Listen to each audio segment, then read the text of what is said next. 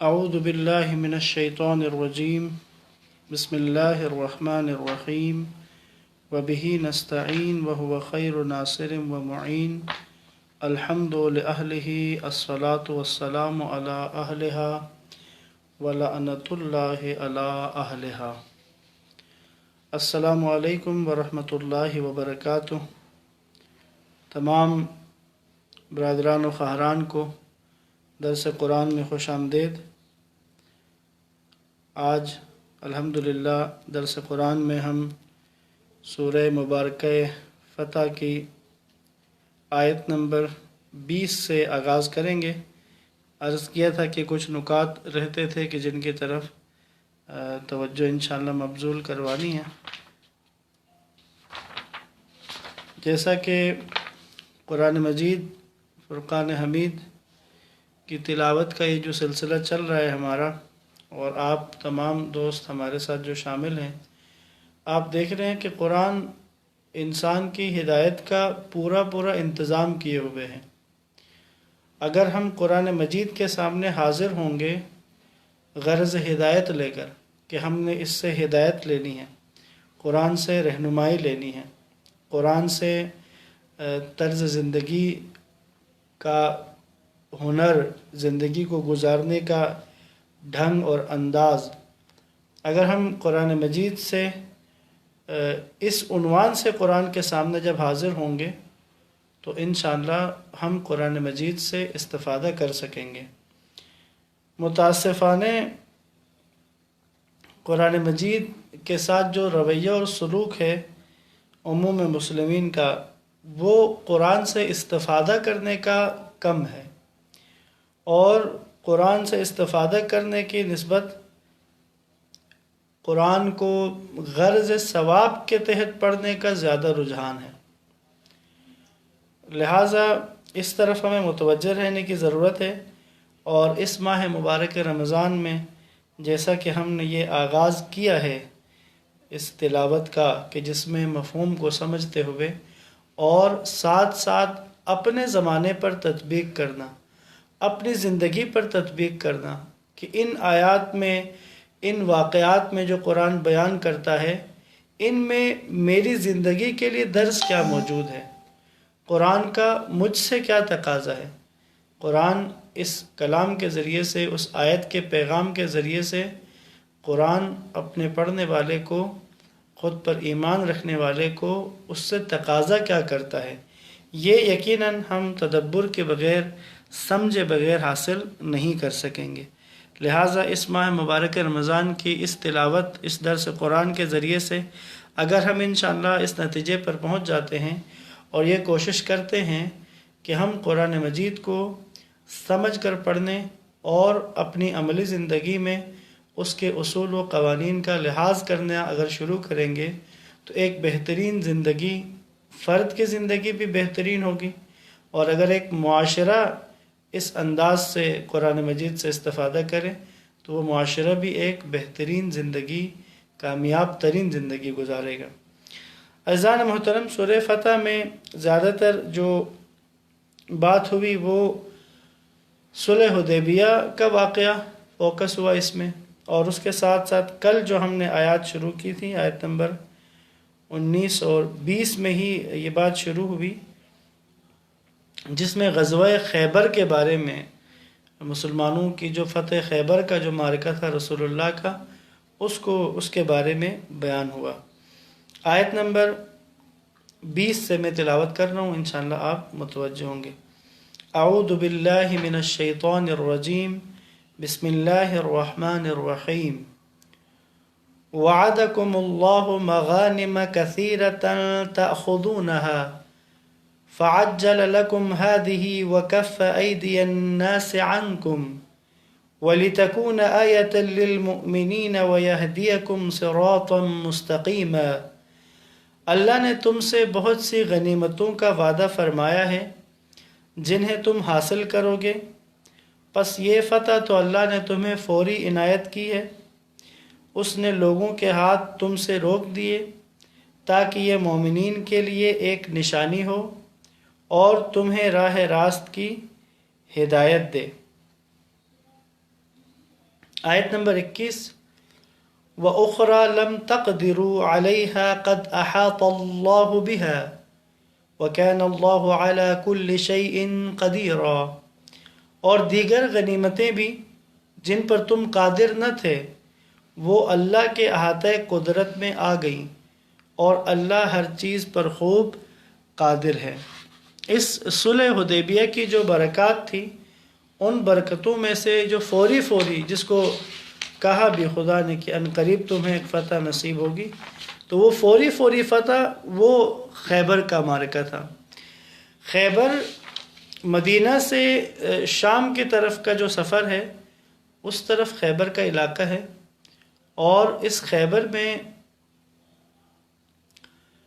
یہودیوں نے اپنا ایک مرکز یہاں پر بنایا ہوا تھا، اور مدینہ سے جن یہودیوں کو شہر بدر کر دیا تھا اللہ کے نبی نے غزوہ خندق کے بعد، انہوں نے بھی آ کر غالباً غزوہ احد یا خندق کے بعد ایک قبیلہ مدینہ سے بھی اللہ کے نبی نے شہر بدر کر دیا تھا، وہ بھی خیبر آ کر وہاں آباد ہوئے تھے۔ یہاں پر یہ لوگ جمع ہوئے، اور انہوں نے پورا ایک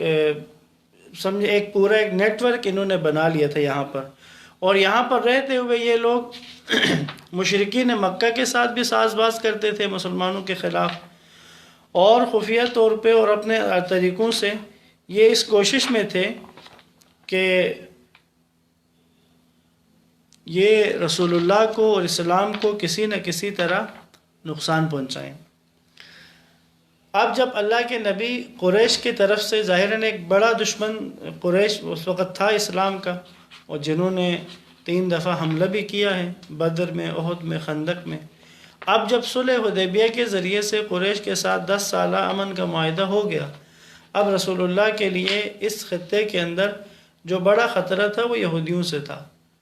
یہودی شروع سے اسلام کے دشمن ہیں، بالخصوص جو متعصب یہودی تھا جنہوں نے رسالت مآب صلی اللہ علیہ وآلہ وسلم کی نبوت کو قبول نہیں کیا، تو یہاں خیبر میں چونکہ ان کا مرکز تھا، اور یہ یہاں پر رہ کر گہری سازشیں کر رہے تھے اسلام کے خلاف، تو قبل اس کے کہ وہ اپنی سازشوں کو عملی جامہ پہنائیں، اور قبل اس کے کہ وہ بڑا خطرہ بنے، رسول خدا صلی اللہ علیہ وآلہ وسلم نے خیبر کی طرف ان کے اوپر حملے کا ارادہ کیا۔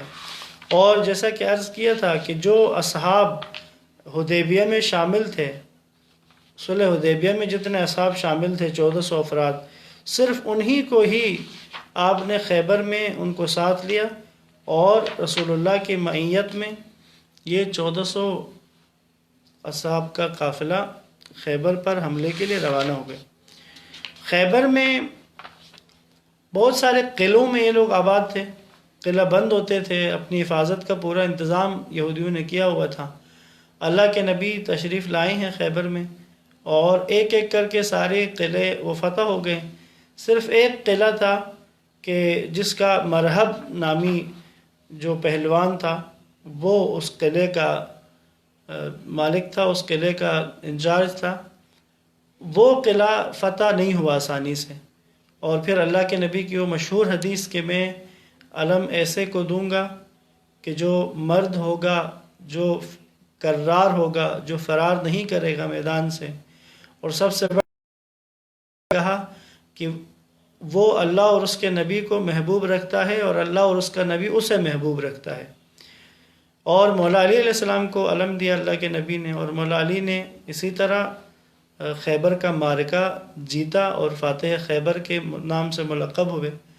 مرحب کو قتل کیا مولا نے، اور اس کے بعد دروازے خیبر کو بھی ایک غیر معمولی طاقت کے ساتھ دروازے خیبر اکھاڑا، اور اس خیبر کے قلعے کو فتح کرنے کے ساتھ ہی یہودیوں کا خطرہ ٹل گیا۔ بہت سارے یہودی اس میں واصل جہنم ہوئے، اور ایک بڑی تعداد نے رسول اللہ کے ساتھ معاہدہ کر لیا، اور آپ نے اس خیبر کے علاقے کی زمینیں یہودیوں کو اس شرط پر دے دیں کہ وہ اس کا آدھا جو آمدن ہوگی، جتنے بھی اس کی فصلیں ہوں گی، اس کا آدھا وہ مسلمانوں کو ادا کریں گے، یعنی ملکیت زمین کی مسلمانوں کی، رسول اللہ کی، اسلامی حکومت کی، اور یہودی اس پر کام کر کے اس میں سے آدھا ادھر دیا کریں گے۔ اس خیبر کے معرکے میں ایک آدھ نقطہ ہے کہ جس کی طرف متوجہ رہنا چاہیے۔ دو نقطے میں عرض کر دیتا ہوں۔ یہودیوں کے بارے میں اگر ہم دیکھیں تو قبل اس کے کہ وہ اپنی سازشوں کو عملی جامہ پہنائیں، رسول اللہ نے پہل کی ان کے اوپر، قبل اس کے کہ وہ اس خطرے کو، جو خطرہ وہ بن چکے تھے، اس خطرے میں وہ آگے بڑھ جائیں، اللہ کے نبی نے آگے بڑھ کر ان کے اس فتنے کو ختم کیا۔ دوسری چیز اگر غور کریں، یہودیوں کے ساتھ معرکے میں جب اللہ کے نبی اس دوران میں مریض تھے، آپ کو سر درد کا ایک عارضہ ہوا اور آپ اپنے خیمے میں ہی تھے 2 دن تک، تو اس 2 دن میں بعض صحابہ نے، اکابر صحابہ نے، بزرگ صحابہ نے کوشش کی ہے اس قلعے کو فتح کرنے کی۔ 2-3 دفعہ حملے کیے ہیں لیکن ان حملوں میں کامیاب نہیں ہو سکے۔ پھر رسول اللہ نے علم مولا علی کے ہاتھ میں دیا ہے اور وہ خیبر کا قلعہ فتح ہوا۔ تو یہاں پر ایک نقطہ آج کے دور کے لیے بھی، آج اگر ہم اسرائیل جیسے وجود کو دیکھتے ہیں کہ جو اس مشرق وسطیٰ کے اندر ایک ناسور کی طرح موجود ہے، ایک کینسر کی طرح ایک وجود اس کا مشرق وسطیٰ میں موجود ہے، اور اسرائیل کے مقابلے میں دیکھتے ہیں کہ بہت سی ایسی طاقتیں، مسلمان طاقتیں، انہوں نے گھٹنے ٹیک دیے اس کے سامنے۔ اگر آپ تاریخ کو دیکھیں 1948 سے لے کے آج تک، تو شروع میں جو حملے ہوئے ہیں، عرب اسرائیل جنگ کہلاتی تھی کہ جس میں 4-5 عرب ممالک، پھر اس کے ساتھ اور مسلمان ممالکوں کی کمک اور مدد بھی ہوتی تھی، اور مل کے وہ اسرائیل پہ حملہ کرتے تھے، جنگ ہوتی تھی، لیکن شکست کھا گئے۔ 3 دفعہ یا 4 دفعہ غالباً یہ فوجیں، یہ لشکر اسرائیل کے مقابلے میں، یہودیوں کے مقابلے میں شکست کھا گئے۔ اور پھر ہماری آنکھوں نے، میں نے اور آپ نے خود دیکھا کہ اسی صدی میں، نئی صدی کے اندر 2006 میں ہم نے دیکھا کہ حزب اللہ ایک تنظیم ہے لبنان میں، نہ کہ ایک بڑی، کوئی بہت بڑا دفاعی، ایک بہت بڑا فوج رکھنے والا ملک بھی نہیں ہے، لیکن ایک حزب اللہ تنظیم کہ جو جس نے اپنی مقاومت کو جاری رکھا اور اسرائیل کو شکست دے دی۔ پھر ہم دیکھتے ہیں کہ حماس نے بھی اسرائیل کو شکست دی ہے، اور یہ سلسلہ جاری ہے۔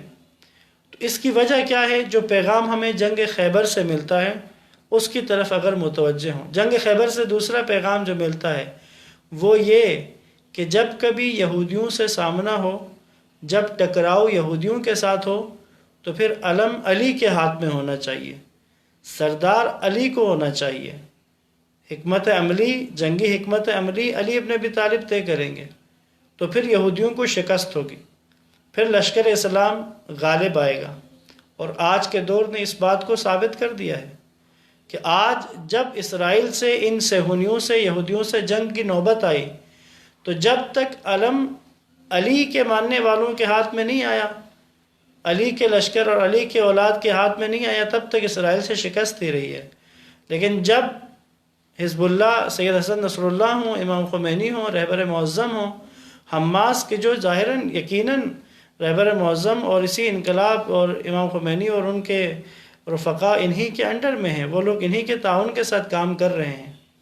تو آج بھی یہ ثابت ہے کہ اگر یہودیوں سے مقابلہ کرنا ہے تو پھر امت کی سرداری اور لشکر کی قیادت علی کے ہاتھ میں ہونی چاہیے۔ اور یہ شیعوں کا عقیدہ نہیں ہے، یہ ایسا نہیں ہے کہ مکتب اہل بیت کا تقاضا ہے، نہیں، یہ سنت رسول اللہ ہے کہ جب کبھی یہودیوں سے معرکہ آرائی ہو تو پھر علم علی کے ہاتھ میں دینا چاہیے۔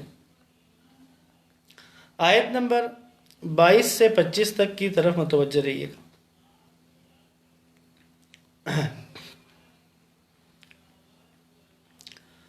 وَلَوْ قَاتَلَكُمُ الَّذِينَ كَفَرُوا لَوَلَّوُا الْأَدْبَارَ ثُمَّ لَا يَجِدُونَ وَلِيًّا وَلَا نَصِيرًا۔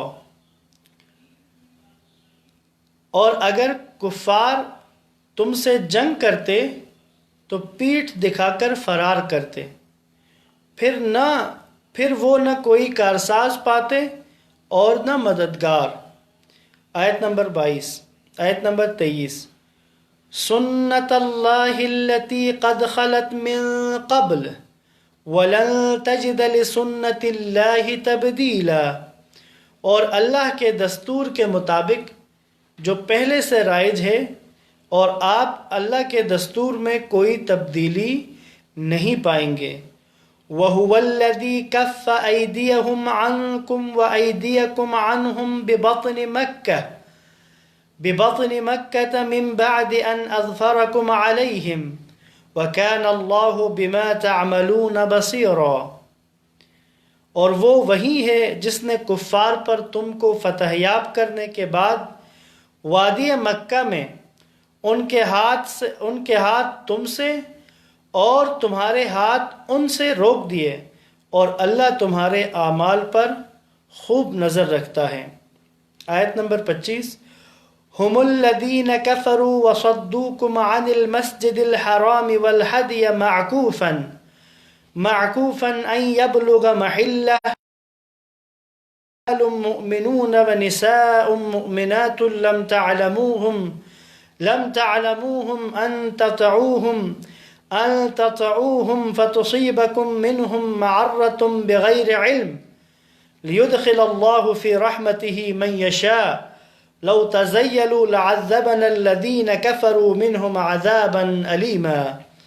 یہی وہ لوگ ہیں جنہوں نے کفر کیا اور تمہیں مسجد الحرام سے روکا اور قربانیوں کو بھی اپنی جگہ یعنی قربانگاہ تک پہنچنے سے روک دیا، اور اگر ایسے مومن مرد اور مومنہ عورتیں نہیں ہوتی جنہیں تم نہیں جانتے، یعنی اگر مکہ میں ایسے مومن مرد اور مومنہ عورتیں نہ ہوتی جنہیں تم نہیں جانتے تھے، اور یہ خطرہ نہ ہوتا کہ کہیں تم انہیں رون ڈالو اور بے خبری میں ان کی وجہ سے تمہیں بھی ضرر پہنچ جائے، تو اذن جہاد مل جاتا تاکہ اللہ جسے چاہے اپنی رحمت میں داخل کرے۔ اگر کافر اور مسلمان الگ الگ ہو جاتے تو ان میں سے جو کافر ہیں انہیں ہم دردناک عذاب دے دیتے۔ آیت نمبر 22 سے لے کر 25 تک کی ان 4 آیات میں جو مطالب ہیں ان کی طرف انشاءاللہ توجہ کریں گے۔ اس میں جس عنوان کو جس ترتیب سے اللہ نے اس میں بیان کیا ہے، اس میں موضوع یہ تھا کہ اگر جنگ ہو جاتی، یعنی جیسا کہ وہ آیت نمبر 22 میں اللہ نے کہا اگر کفار تم سے جنگ کر دیں، یعنی یہ جو صلح حدیبیہ کا جو واقعہ ہوا ہے، ظاہر تو ایسا تھا کہ اللہ کے نبی اور آپ کے ساتھی عمرے کی غرض سے آئے تھے اور آپ کے پاس جنگی ہتھیار بھی نہیں تھا۔ اگر یہاں جنگ ہو جاتی تو مسلمان اپنے وطن سے بھی دور تھے اور ان کے پاس جنگی ساز و سامان بھی نہیں تھا، اور قریش مکہ اپنے وطن میں تھے، اور ان کے پاس سمجھے ان کی کمک اور مدد کے لیے طائف کی طرف جو قبائل تھے جن کے ساتھ بعد میں جنگ حنین ہوئی ہے، غزوہ حنین ہوئی ہے، اور وہ بھی ان کے ساتھ تھے۔ ظاہر تو ایسا لگ رہا تھا کہ اگر جنگ ہوتی تو کیا ہوتا، جیسا کہ کل آپ کی خدمت میں عرض کیا تھا کہ جو بادیہ نشین نہیں آئے تھے رسول اللہ اور آپ کے صحابیوں کے ساتھ، ان کا تو یہ کہنا تھا کہ یہ تو واپس سے نہیں آئیں گے، قریش مکہ ان کے ساتھ جنگ کریں گے اور یہ تو خالی ہاتھ جا رہے ہیں تو یہ شکست کھا جائیں گے، سب شہید ہو جائیں گے۔ ظاہر تو ایسا لگ رہا تھا کہ اگر جنگ ہوتی تو کیا ہوتا۔ یہاں اس خدشے کے ساتھ اور چند نکات ان آیات کی شکل میں اس خدشے کے اوپر بات کی ہے۔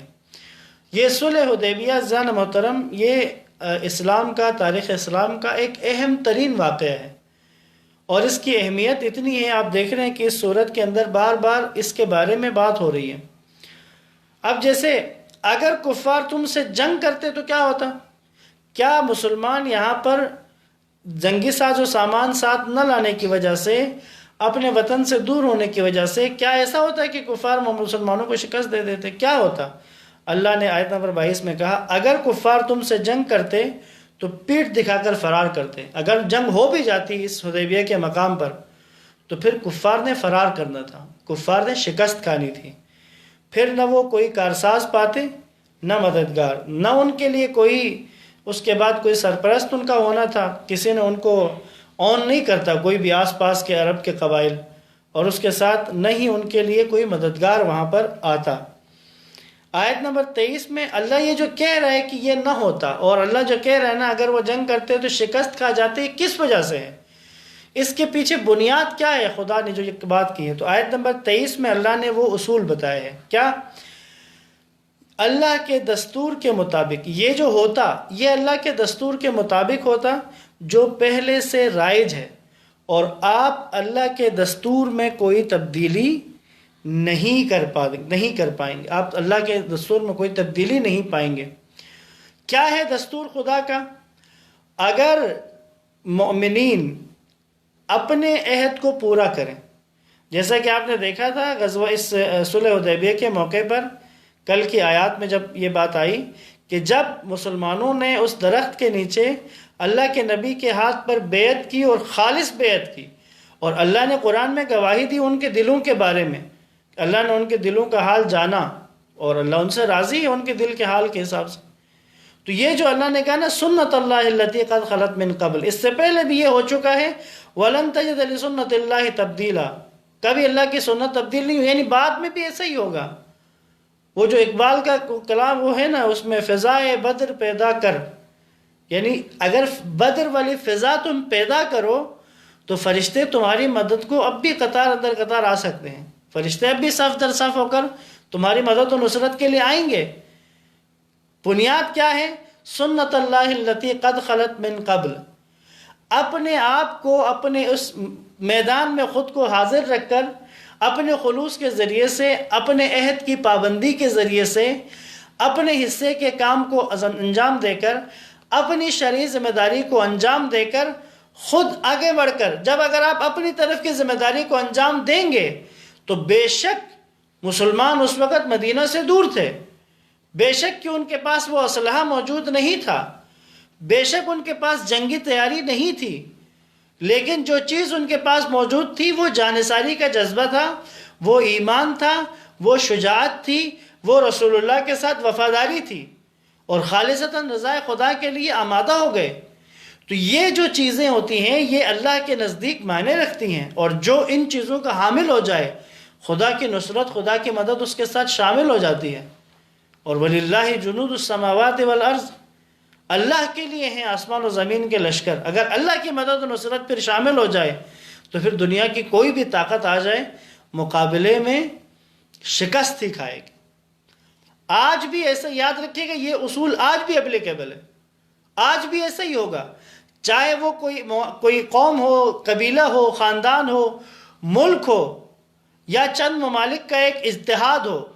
اگر اپنے آپ کو ان خدائی قوانین اور خدائی اصولوں کے مطابق لے آئیں، آج اگر مسلمان ممالک خود کو اس مرحلے پر اگر لے آتے ہیں کہ وہ خالص ہو جائیں خدا کے لیے، اگر وہ اپنے آپ کو اپنے ایمان پر ثابت قدم رہیں، اگر وہ اللہ کے غیر کو اپنا سرپرست نہ بنائیں، اگر وہ رسول اللہ کے ساتھ اور دین کے ساتھ جو ان کا عہد ہے اس کی پاسداری کریں اور میدان میں حاضر رہیں، اپنی شرعی ذمہ داری اگر ادا کریں، تو ان کے مقابلے میں جیسی بھی طاقت آ جائے شکست کھائے گی. جیسی بھی طاقت ان کے مقابلے میں آ جائے شکست کھائے گی. یہ اللہ کا اصول، یہ سنت ہے خدا کی.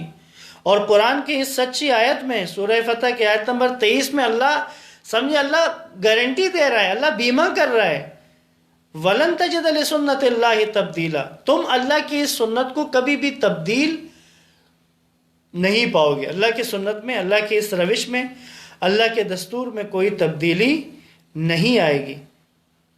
تو بس اب اگر ایسا ہوتا تو پھر ان کفار کو شکست ہوتی. آیت نمبر 24 میں کیا بات کی؟ اور وہ وہی ہے جس نے کفار پر تم کو فتح یاب کرنے کے بعد وادی مکہ میں ان کے ہاتھ تمہارے ہاتھ ان سے روک دیے. پھر دیکھیے گا اس صلح کو خدا نے فتح کہا ہے. یہ جو صلح ہے یہ فتح ہے، اللہ اس کو فتح کہہ رہا ہے، یہ فتح ہوئی ہے تمہاری، تم نے جیتا ہے معرکہ. اسی لیے یہاں پر اللہ نے کہا کہ اللہ وہی ہے کہ جس نے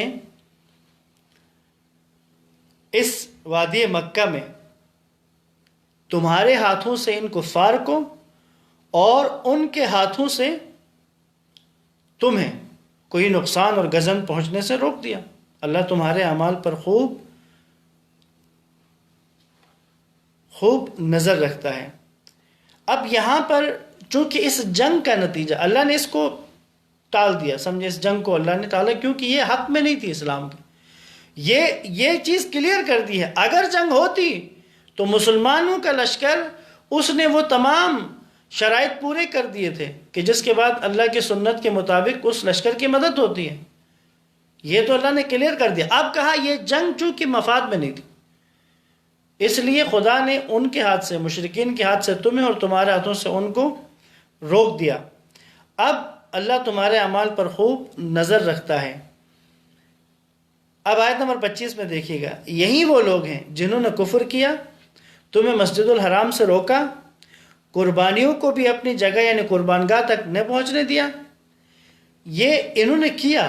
اب اللہ کہہ رہے ہیں اگر مکہ میں ایسے مومن مرد اور مومنہ عورتیں نہ ہوتی جنہیں تم نہیں جانتے، اور یہ خطرہ نہ ہوتا کہ کہیں تم انہیں رون ڈالو اور بے خبری میں ان کی وجہ سے تمہیں بھی ضرر پہنچ جائے، تو اذن جہاد مل جاتا. اصل میں اس جہاد کے نہ ملنے کی وجوہات، یعنی اس صلح حدیبیہ میں جنگ نہ ہونے کی وجوہات میں سے ایک وجہ کیا بیان کی اللہ نے اس آیت کے اندر؟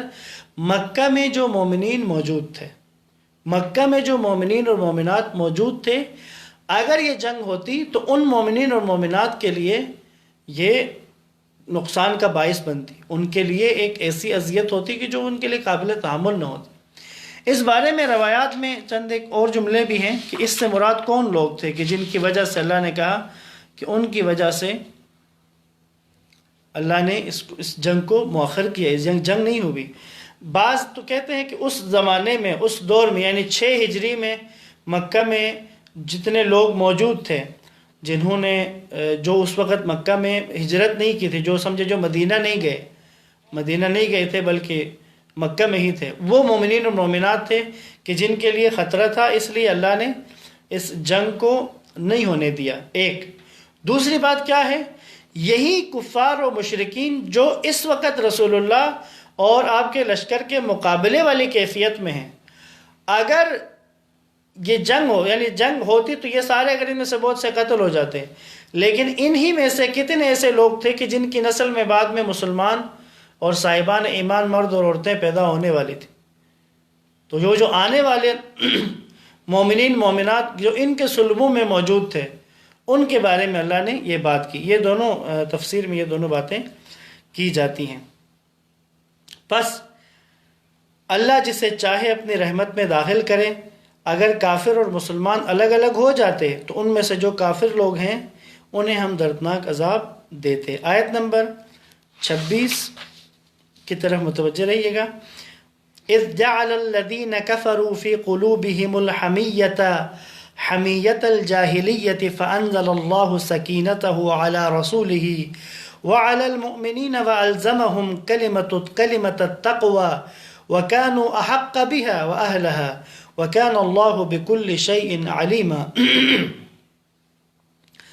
جب کفار نے اپنے دلوں میں تعصب رکھا، تعصب بھی جاہلیت کا، تو اللہ نے اپنے رسول اور مومنین پر اپنا سکون نازل کیا اور انہیں تقوی کے اصول پر ثابت رکھا، اور وہ اس کے زیادہ مستحق اور اہل تھے، اور اللہ ہر چیز کا خوب علم رکھتا ہے.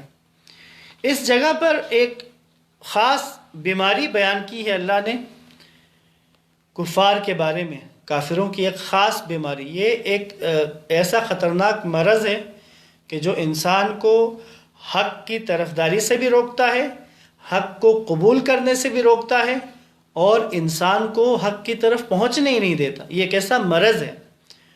ہم کہہ سکتے ہیں کہ ایک روحانی ایک ایسے مرض کی طرف متوجہ کیا جا رہا ہے کہ یہ مرض بہت سنگین ہے. کیا ہے؟ حمیت الجاہلیہ. اس کا جو مفہوم ہے اس کی طرف متوجہ رہیے گا. حمیت اصل میں حمیوں سے حرارت کے معنی میں ہے، جو آگ یا سورج یا انسانی بدن اور اسی طرح دوسری چیزوں سے پیدا ہو جاتی ہیں. اسی کے ساتھ غیظ و غضب کی حالت کو اور نخوت کو اور خشم آلود تعصب کو بھی حمیت کہتے ہیں. اور یہاں پر جو حمیت سے معنی لیا گیا ہے وہ تعصب ہے، عصبیت ہے. یہ ایسی حالت ہوتی ہے کہ جو جہالت، کوتاہی فکر اور علمی انحطاط کے زیر اثر خصوصیت کے ساتھ جاہل قوموں میں بہت زیادہ ہوتی ہے اور ان کی بہت سی جنگوں اور خون ریزیوں کا باعث بنتی ہے۔ یاد رکھیے گا، یہ جو تعصب والا مرض ہے، تعصب کیا ہوتا ہے؟ یعنی بعض لوگوں کو قومی تعصب ہو جاتا ہے، بعض لوگ علاقائی تعصب میں مبتلا ہو جاتے ہیں، بعض لوگ قبیلوں کے تعصب میں مبتلا ہوتے ہیں، بعض لوگ اپنے سمجھے کلچر کے تعصب میں بھی مبتلا ہو جاتے ہیں۔ لہٰذا تعصب جاہلانہ متعصب ہونا یہ ایک سمجھے روحانی جاہلیت والی بیماری ہے، اور اس کے مقابل میں اسلام کا کیا نظریہ ہے؟ متوجہ رہیے گا۔ جاہلیت کا تمدن حمیت ہے، تعصب ہے، جاہلانہ غیظ و غضب کو دعوت دیتا ہے، لیکن اسلام کا جو تہذیب و تمدن ہے وہ قرار، آرام اور ضبط نفس کی طرف بلاتا ہے۔ یاد رکھیے گا، اسلام نے جو اگلی آیت اس میں کہا فَأَنزَلَ اللَّهُ سَكِينَتَهُ عَلَى رَسُولِهِ وَعَلَى الْمُؤْمِنِينَ وَأَلْزَمَهُمْ كَلِمَةَ التَّقْوَى، یعنی جو مسلمانوں کے لیے اللہ نے اپنے رسول اور اپنے مومنین پر اپنا سکون نازل فرمایا۔ وَأَلْزَمَهُمْ كَلِمَةَ التَّقْوَى، کلمت التقوی سے کیا مراد ہے؟ روح تقوی۔ خدا نے روح تقوی ان کے دلوں میں ڈال دی اور ان کے ہمراہ کر دی۔ یاد رہے کہ خدا کے نزدیک جو تعصب والا چیپٹر ہے وہ اللہ کے نزدیک ایمان والوں کے ساتھ اس کا کوئی جوڑ نہیں ہے، تعصب کا کوئی جوڑ نہیں ہے صاحبان ایمان کے ساتھ۔ ایسا نہیں ہوگا کہ صاحبان ایمان تعصب کی وجہ سے باطل کا ساتھ دے رہے ہوں اپنا ہے کہہ کے، اور حق کو جھٹلا دیں کیونکہ وہ اپنے ساتھ نہیں، اپنی قوم کا نہیں ہے۔ یہاں پر ایک حدیث ہے چوتھے امام کی، امام علی بن حسین علیہ السلام کی، اس طرف متوجہ رہے گا اس تعصب کے معنی کو سمجھنے کے لیے۔ کسی نے چوتھے امام سے سوال کیا، آپ سے سوال کیا گیا عصبیت کے بارے میں، تعصب کے بارے میں، تو امام علیہ السلام نے جواب دیا وہ تعصب جو گناہ کا موجب ہے یہ ہے کہ اس کی وجہ سے اپنی قوم کے برے افراد کو دوسری قوم کے نیک اور اچھے افراد سے برتر سمجھے، لیکن اپنی قوم سے محبت کرنا اور انہیں دوست رکھنا تعصب نہیں ہے۔ تعصب یہ ہے کہ ظلم و ستم میں ان کی مدد کرے۔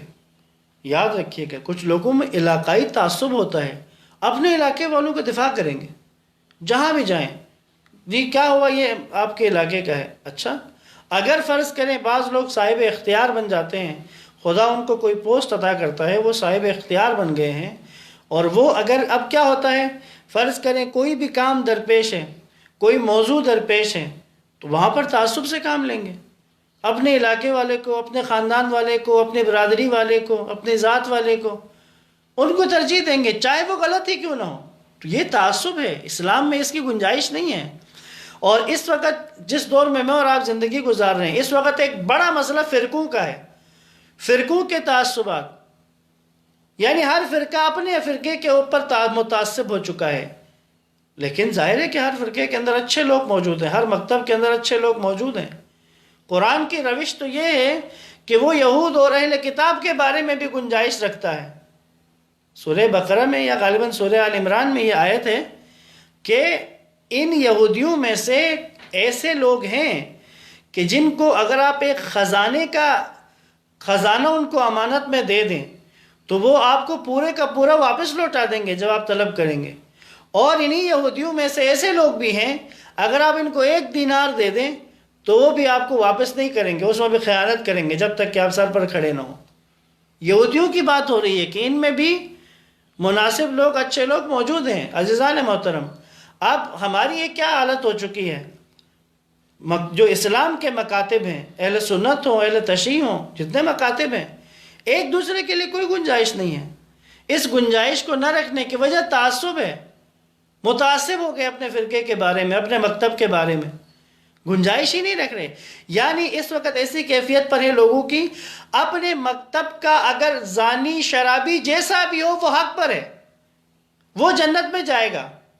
اور دوسرے مکتب میں اگر کوئی نماز گزار ہے، شب زندہ دار ہے، نماز شب پڑھنے والا ہے، خدا کی اطاعت میں رہنے والا ہے، حلال حرام کا پابند ہے، جتنا دین اس کے سامنے پہنچا، جس راستے سے پہنچا اس پر عمل پیرا ہے. اور اگر کوئی ایسا مکتب والا یہ نظریہ رکھے نہیں، وہ عبادت گزار، وہ شب زندہ دار، وہ حلال و حرام کا پابند، چونکہ وہ میرے مکتب کا نہیں ہے تو وہ جہنم میں جائے گا، اللہ اس کو جہنم میں ڈالے گا. اور یہ جو میرے مکتب کا ہے، بے شک شرابی ہو، زانی ہو، جتنا بھی ظالم ہو، یہ چونکہ میرے مکتب کا ہے تو یہ جنت میں جائے گا. یہ نظریہ اپنا بنایا ہوا ہے. اسلام اور قرآن اس طرح کے کسی بھی نظریے کی ترویج نہیں کرتا. یہ حمیت جاہلیت کیا تھی عربوں کی؟ وہ جاہلانہ تعصب کے شکار تھے. وہ یعنی اس تعصب میں تھے کہ رسول اللہ کی اطاعت کیوں کریں، جبکہ وہ ان بتوں کے ساتھ لگے ہوئے تھے. وہ کہتے ہیں ہمارے آبا و اجداد کو ہم نے اسی پر پایا ہے، ہم اسی پہ اوپر ڈٹے رہیں گے. اور غلاموں کے کہتے ہیں رسول اللہ نے غلاموں کو اپنے نزدیک کیا ہوا ہے. ان کے مطابق، قریش مکہ کے مطابق، روسا قریش کے مطابق رسول اللہ نے کم حیثیت والے لوگوں کو اپنے آس پاس رکھا ہوا ہے. تعصب ہے، یعنی وہ کہتے ہیں ہم ان کے ساتھ بیٹھ بھی نہیں سکتے. یاد رکھیے عزیزان محترم، متعصب جو شخص ہوتا ہے، جو انسان تعصب رکھے، اس کے لیے حق تک پہنچنا حجاب آ جائے گا، رکاوٹ بن جائے گا یہ تعصب اس کے لیے، اور حق سے دور کر دے گا. لہٰذا یہ گنجائش پیدا کریں. مسلمانوں کے تمام مکاتب سے یہ گزارش ہوگی کہ یہ گنجائش رکھیں. ہر مکتب میں اچھے برے افراد ہوتے ہیں، ہر مکتب کی اپنی اچھائیاں ہیں، اپنی خوبیاں ہیں. آپسی جو اختلافات ہیں، اگر نظریاتی اختلافات ہیں، ان کو نظریاتی رکھا جائے. مسلمان آپس میں مل جل کر رکھ سکتے ہیں، ایک امت کی شکل بن سکتی ہے.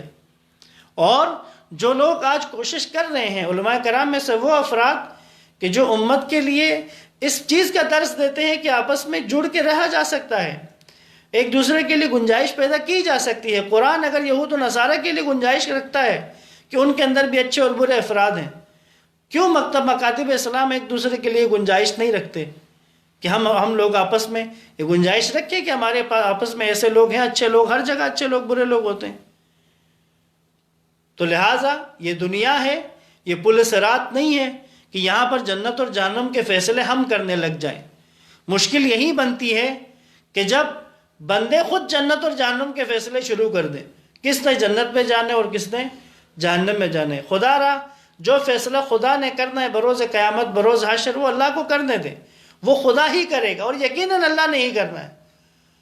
جو یہاں کا فرض بنتا ہے، باہمی محبت، باہمی اخوت، مسلمانوں کے تمام مکاتب کے اپنے اپنے مکتب کی پیروی کریں، ضرور کریں، اپنی فکر پر عمل کریں، اپنے مکتب پر عمل کریں، اپنے عقائد پر رہیں. لیکن جو چیزیں مشترکات ہیں، توحید مشترک ہے، نبوت مشترک ہے، قیامت کا عقیدہ مشترک ہے، ہماری بہت ساری چیزیں 97-90% مشترکات، ان کے ساتھ جڑ کے رہا جائے. اور رکاوٹ کیا ہے؟ یہ حمیت جاہلیہ، یہ جاہلانہ تعصب ہے. بس اس سے بچنے کی ضرورت ہے. اور اس جگہ اللہ نے جو مقابل میں کہا ہے، جو جاہلیت کا تعصب رکھتے ہیں ان کے مقابل میں صاحبان ایمان کے پاس کیا ہے؟ صاحبان ایمان کے پاس سکون ہے، صاحبان ایمان کے پاس روح تقوی ہے، اور وہ اس سے زیادہ کے مستحق اور اہل تھے. اور اللہ ہر چیز کا خوب علم رکھتا ہے. آیت نمبر 27، بس یہ آخری 3 آیات ہیں سورہ فتح کی. آیت نمبر 27 کی طرف متوجہ رہیے گا. لَقَدْ صَدَقَ اللَّهُ رَسُولَهُ الرُّؤْيَا بِالْحَقِّ لَتَدْخُلُنَّ الْمَسْجِدَ الْحَرَامَ إِنْ شَاءَ اللَّهُ آمِنِينَ مُحَلِّقِينَ رُؤُوسَكُمْ وَمُقَصِّرِينَ لَا تَخَافُونَ فَعَلِمَ مَا لَمْ تَعْلَمُوا فَجَعَلَ مِن دُونِ ذَلِكَ فَتْحًا قَرِيبًا. بتحقیق اللہ نے اپنے رسول کے حق میں بتحقیق اللہ نے اپنے رسول کے حق پر مبنی خواب کو سچا ثابت کیا کہ اللہ نے چاہا تو تم لوگ اپنے سر تراش کر اور بال کتروا کر امن کے ساتھ بلا خوف مسجد الحرام میں ضرور داخل ہوگے، پس اسے وہ بات معلوم تھی جو تم نہیں جانتے تھے، پس اس نے اس کے علاوہ بھی ایک نزدیکی فتح ممکن بنا دی۔ اس آیت میں رسول اللہ کے جس خواب کا ذکر ہے، یہ خواب، یہ جو صلح حدیبیہ والا واقعہ ہے جس میں 1400 صحابہ رسول اللہ کے ساتھ گئے، رسول اللہ نے خواب دیکھا، اور خواب میں آپ نے دیکھا کہ آپ اپنے اصحاب کے ساتھ خانہ کعبہ کا طواف کر رہے ہیں، صحیح کر رہے ہیں، عمرے کے لیے جا رہے ہیں۔ تو آپ نے اپنا خواب اصحاب کو بیان کیا، اور اس کے بعد سب عمرے کی غرض سے یہ مکہ کی طرف گئے، اور پھر جو صلح حدیبیہ کا واقعہ تھا وہ پیش آیا۔ تو بعض افراد نے یہ سوچا کہ جو رسول اللہ نے خواب دیکھا تھا اس کا کیا بنے گا؟ خیر، اللہ کے نبی نے جب انہوں نے پوچھا تو اللہ کے نبی جواب دیا کہ میں نے یہ تھوڑی کہا تھا کہ یہ خواب جو ہے وہ اسی میں پورا ہونا ہے، اسی دفعہ میں۔ اور ایسا ہی ہوا، اگلے سال 7 ہجری میں اسی ذوالقعدہ کے مہینے میں مسلمان اللہ کے نبی کے ساتھ عمرے کے لیے گئے اور عمرہ ادا کیا۔ اس عمرے کو اسلام میں، تاریخ اسلام میں مشہور ہے، اس کو عمرۃ القضاء کہتے ہیں، کیونکہ وہ پچھلے سال کا عمرہ رہ گیا تھا، اس وجہ سے اسے عمرۃ القضاء کہا جاتا ہے۔ اب یہاں اس آیت کی طرف متوجہ رہے گا۔ دیکھیں، بتحقیق اللہ نے اپنے رسول کے حق پر مبنی خواب کو سچا ثابت کیا۔ اللہ نے جو خواب اپنے نبی کو دکھایا تھا اسے سچا ثابت کر دیا، یعنی اگلے سال جب یہ گئے۔ اللہ نے چاہا تو تم لوگ اپنے سر تراش کر اور تقصیر کر کے، ایک ہوتا ہے حلق، محلقین رؤوسکم و مقصرین، حلق اور تقصیر۔ حلق کا مطلب ہوتا ہے بالوں کو منڈوانا، کہ جو حج کا رکن ہے، حج میں واجب ہوتا ہے کہ آپ اپنے سر کے بال منڈواتے ہیں۔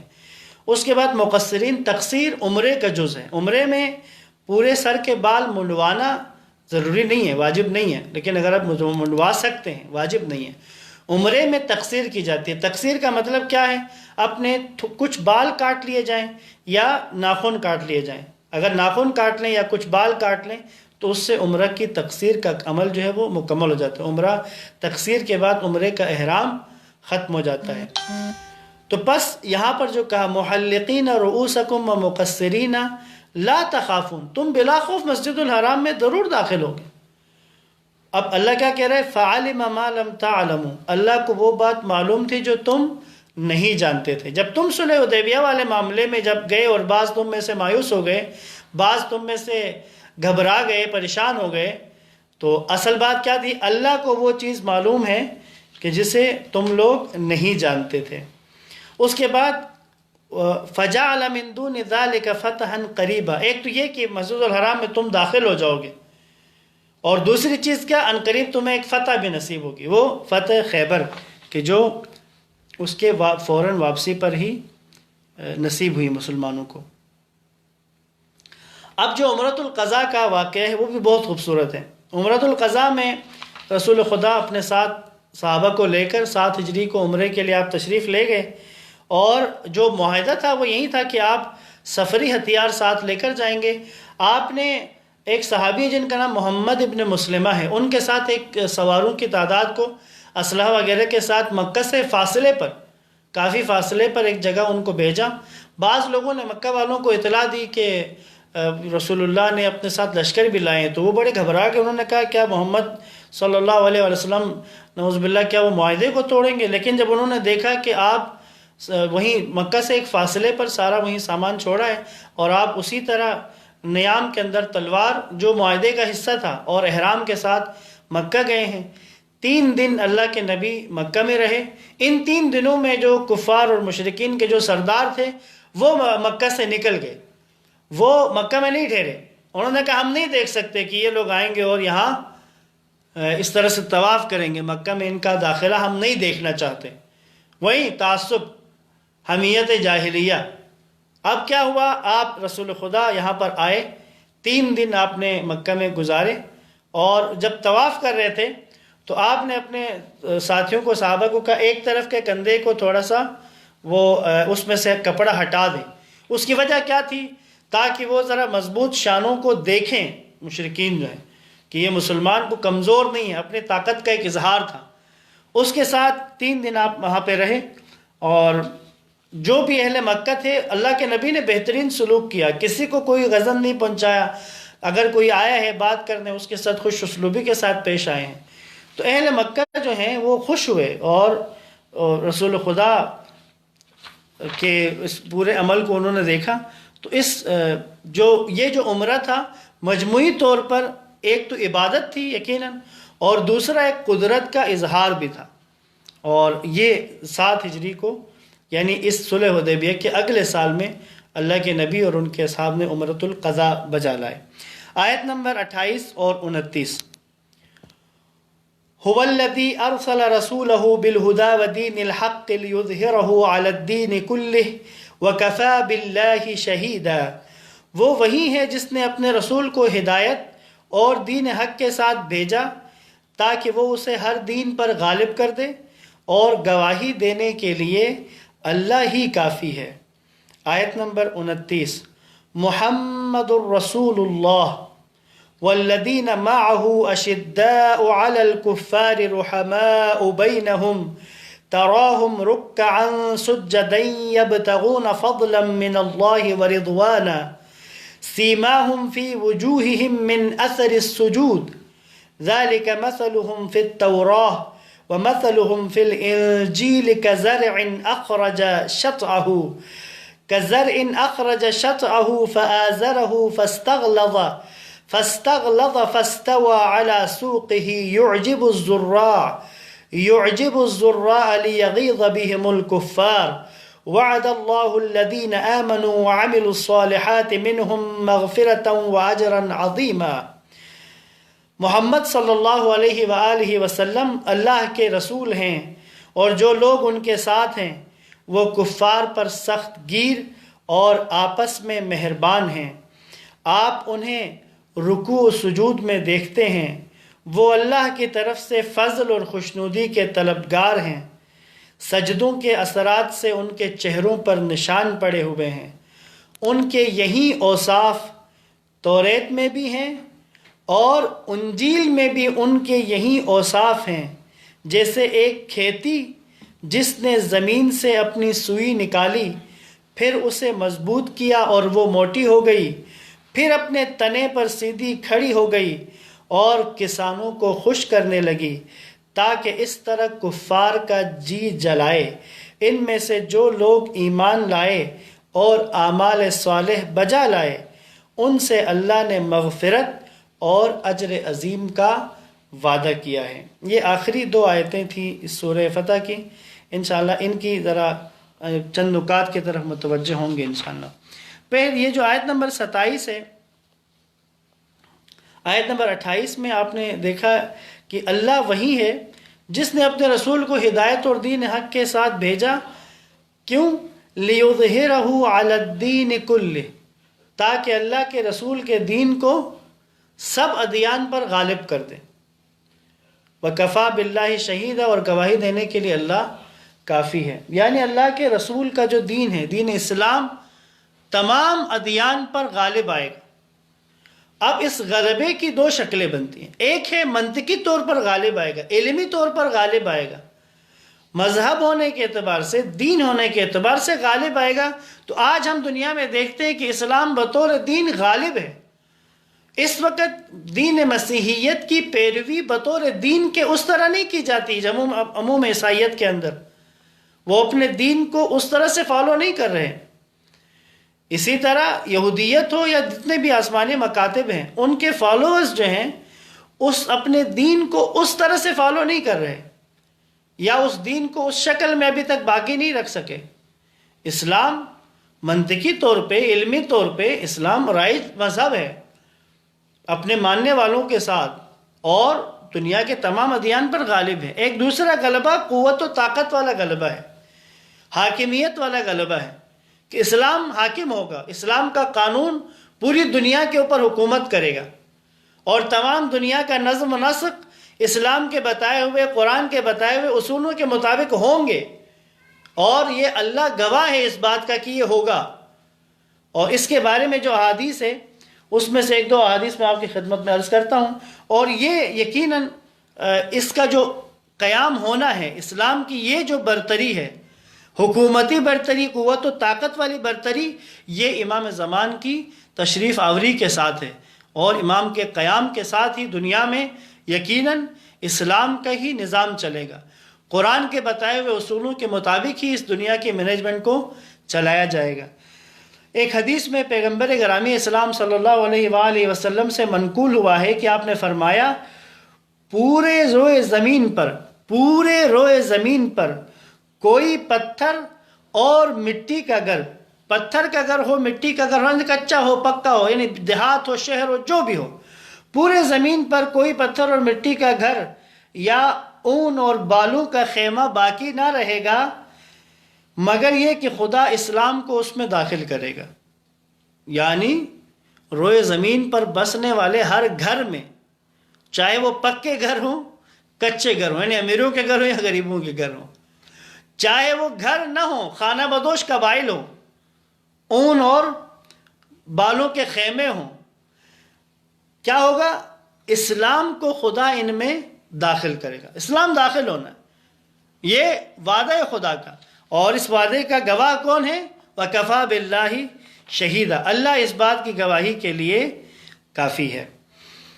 اگلی آیت، اس میں رسول خدا کے ساتھ دینے والوں کو، وَالَّذِينَ مَعَهُ، جن اصحاب نے اللہ کے رسول کا ساتھ دیا۔ ساتھ دینے سے مراد ایسا نہیں کہ ساتھ چلنا، ساتھ دیا مطلب جو اللہ کے رسول کی تعلیمات تھی، جو اللہ کے رسول کی منطق تھی، جس بنیاد پر اللہ کے نبی نے ان کو اسلام کی طرف بلایا تھا، وہ اس پر باقی رہے، جیسا کہ آیت کے آخر میں بھی ہے۔ ان کی 5 صفات، 5 خصوصیات اللہ نے بیان کی۔ پہلی صفت، والذین معہ اشداء علی الکفار، کہ جو رسول اللہ کے ساتھ ہیں وہ کافروں پر، کفار کے مقابلے میں زیادہ سخت ہیں، محکم ہیں، مضبوط ہیں، گھبرانے والے نہیں ہیں، ڈرنے والے نہیں ہیں، کفار کے مقابلے میں مضبوط ہیں۔ دوسری صفت کیا بیان ہو رہی؟ رحماء بینہم، آپس میں رحم دل ہیں، آپس میں رحم دل اور مہربان ہیں۔ عزیزان محترم، آپس کی رحم دلی اور محبت ہے، یہ جو سختی ہے، مستحکم جو سخت ہونا ہے، شدید ہونا ہے، یہ کفار کے ساتھ ہے۔ مسلمان آپس میں سخت نہیں ہوتے، جو کلمہ گو مسلمان ہیں وہ ایک دوسرے کے ساتھ نہیں ہوتا ہے شدہ ہو، آپس میں شدید ہوں، کفار کے ساتھ آپس میں پینگے بڑھا رہے ہوں، دوستیاں یہود و نصارہ کے ساتھ ہوں اور دشمنیاں مسلمانوں کے ساتھ ہوں۔ یہ اللہ کے نبی کے ساتھ والوں کی صفت نہیں ہے۔ جو اللہ کے نبی کے ساتھ تھے اس دور میں ہوں، قیامت تک کے لیے ہوں۔ رسول اللہ کا ساتھ اللہ کے نبی کے راستے پر آپ کے پیچھے چلنے والے وہ لوگ ہیں، کفار پہ سخت ہیں، آپس میں رحم دل ہیں، آپس میں محبت والے ہیں، مہربان ہیں، آپس میں اپنے بھائیوں، دوستوں، اپنے ہم مذہب افراد کے ساتھ عطوفت و محبت کا مرکز اور خزانہ ہیں۔ دشمنوں کے مقابلے میں سخت ہیں، جلانے والی آگ کی طرح ہیں، مضبوط اور فولادی دیوار ہیں، دشمنوں کے مقابلے میں، آپس میں نہیں، آپس میں رحم دل۔ تیسری صفت کیا ہے؟ کہ آپ انہیں رکوع اور سجدے کی حالت میں دیکھیں گے ہر وقت، وہ حالت رکوع میں، حالت سجدہ میں۔ رکوع کیا ہے؟ خدا کے سامنے جھکنا۔ سجدہ کیا ہے؟ خدا کے سامنے خاضع و ذلت، خاک پر اپنا سر رکھنا۔ تو یہ رکوع اور سجدہ ایک علامت ہے، نشان ہے۔ اصالت کیا ہے؟ قانون خدا کے سامنے جھکے ہوئے ہونا ہر وقت، ہر معاملے میں۔ تو بس اللہ کے رسول کے ساتھیوں کی نشانی کیا ہے؟ کہ وہ رکوع اور سجدے کی حالت میں۔ تیسری نشانی، تیسری خصوصیت یہ بتائی۔ چوتھی صفت کیا بتائی؟ یبتغون فضلا من اللہ ورضوانا، وہ ہر وقت خدا کے فضل کی تلاش میں ہوتے ہیں، وہ اللہ کی رضا کی تلاش میں ہوتے ہیں۔ یعنی رسول اللہ کا ساتھ دیں گے، کفار کے ساتھ سخت رہے ہیں، آپس میں رحم دل ہیں، رکوع و سجدے میں ہیں، اس سب کو وہ اپنی وہ نہیں سمجھتے، اس میں خود پسندی میں نہیں آتے، وہ بلکہ اس کو فضل خدا سمجھتے ہیں اور رضا خدا کے پیچھے ہوتے ہیں۔ وہ اپنے کسی ذاتی مقصد کے لیے کام انجام نہیں دیتے، کسی سیاسی مفاد کے لیے کاموں کو انجام نہیں دیتے، دنیاوی اس دنیا کے پست فائدوں کے لیے نہیں، بلکہ رضا خدا کے لیے انجام دیتے ہیں کام۔ پانچویں صفت کیا بیان ہوئی؟ وہ یہ کہ ان کے چہروں پر، یعنی تم سجدوں کا اثر دیکھو گے ان کے چہروں پر۔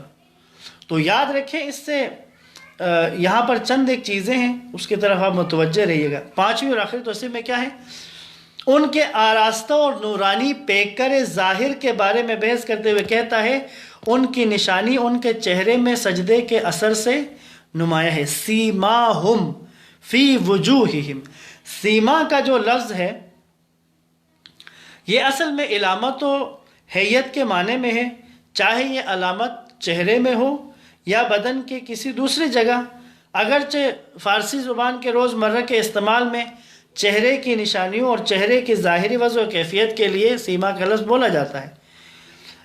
اس کو تھوڑا سا اگر وسیع معنی میں لے، ویسے تو سجدے کا نشان سمجھ میں آتا ہے، اس میں کوئی شک نہیں ہے، اگر اس کو وسیع معنی میں لیا جائے تو کیا بنتا ہے، متوجہ رہیے گا۔ دوسرے لفظوں میں ان کا قیافہ اچھی طرح سے اس بات کی نشاندہی کرتا ہے کہ وہ خدا، حق، قانون اور عدالت کے سامنے ایک خاضع انسان ہے۔ نہ صرف ان کے چہرے بلکہ ان کے سارے وجود اور زندگی میں یہ علامت منعکس ہوتی ہے، وہ اپنے پورے وجود کے ساتھ خدا کے سامنے خاضع ہیں۔ پس یہی صفات ان کی توریت میں بھی بیان ہوئی ہیں اور انجیل میں بھی ان کی یہ صفات بیان ہوئی ہیں۔ اور اللہ کا وعدہ کیا ہے؟ اللہ کا وعدہ ہے وعد اللہ الذین آمنوا، اللہ نے وعدہ کیا ہے ایمان والے لوگوں، عمل صالح اور ایمان والے لوگوں سے مغفرتا و اجرا عظیما، یعنی ان میں سے جو لوگ ایمان لائے اور اعمال صالح بجا لائے ان سے اللہ نے مغفرت اور اجر عظیم کا وعدہ کیا ہے۔ بس یہاں پر سورہ فتح کا اختتام ہوتا ہے۔ انشاءاللہ کل ہم سورہ مبارکہ حجرات کی تلاوت شروع کریں گے۔ انشاءاللہ ہماری کوشش ہے کہ جتنا ہم اس کو مفہوم کو، مطالب کو بیان کر سکیں آسان کر کے، اسی ترتیب سے ہم لے کے چلیں، اور انشاءاللہ کل سورہ حجرات 18 آیتیں ہیں اس کے کل، اگر تو ممکن ہوا تو ہم کل سورہ حجرات کو مکمل کریں گے۔ اور دعا کے ساتھ اختتام کرتے ہیں۔ تمام احباب، برادران و خواہران جو درس میں ہمارے ساتھ موجود تھے ان سب کے لیے، تمام مومنین اور جتنے افراد جنہوں نے مجھ سے دعا کے لکھا ہے ان سب کے لیے، جن کے لیے اللہ چاہتا ہے کہ ہم دعا کریں ان سب کے لیے، مشکلات کی آسانی کے لیے، تکلیفوں کی دوری کے لیے، پریشانیوں سے نجات کے لیے، گناہوں کی مغفرت کے لیے، مریضوں کی شفا یابی کے لیے، جو بے اولاد ہیں ان کی اولاد کے لیے، بے گناہ اسیروں کی رہائی کے لیے، مقروضوں کے قرض کی ادائیگی کے لیے، اس کتاب خدا کی تلاوت کا جو سلسلہ شروع کیا ہے اس کو ہم اپنی زندگی میں دوام دے سکیں، اس کے مستقل مزاجی کے ساتھ اس کو جاری رکھنے کے لیے، اس موجودہ وبا کی وجہ سے جو مشکلات ہیں خود ان سب کی آسانی کے لیے، جو اس کا شکار ہوئے ان کی شفا یابی کے لیے، امام زمان کے ظہور میں تعجیل کے لیے، رہبر معظم کے درازی عمر کے لیے، آیت اللہ سیستانی اور دیگر مراجع کی صحت و سلامتی کے لیے، تمام عالم اسلام کی حفاظت کے لیے، مسلمان بالخصوص جو برسر پیکار ہیں ان کی فتح و نصرت کے لیے، کامیابی کے لیے، دشمنان اسلام و اہل بیت کی نیست و نابودی کے لیے، تمام دعاؤں کی قبولیت کے لیے 5 مرتبہ آیہ مجیدہ کی تلاوت کر کے دعا کریں گے۔ اللہم صلی علی محمد وآل محمد وعجل فرجہم، بسم اللہ الرحمن الرحیم، امن یجیب المضطر اذا دعاہ ویکشف السوء، امن یجیب المضطر اذا دعاہ ویکشف السوء، امن یجیب المضطر اذا دعاہ ویکشف السوء، امن یجیب المضطر اذا دعاہ ویکشف السوء، امن یجیب المضطر اذا دعاہ ویکشف السوء، یا کاشف الکرب والسوء والبلاء اکشف کروبنا وکروب جمیع المؤمنین، واقض حوائجنا وحوائج المحتاجین والسائلین، واشف مرضانا ومرضى المسلمين برحمتك يا أرحم الراحمين، وصلى الله على محمد وآله الطيبين الطاهرين، اللهم صل على محمد وآل محمد وعجل فرجهم، والسلام عليكم ورحمة الله وبركاته۔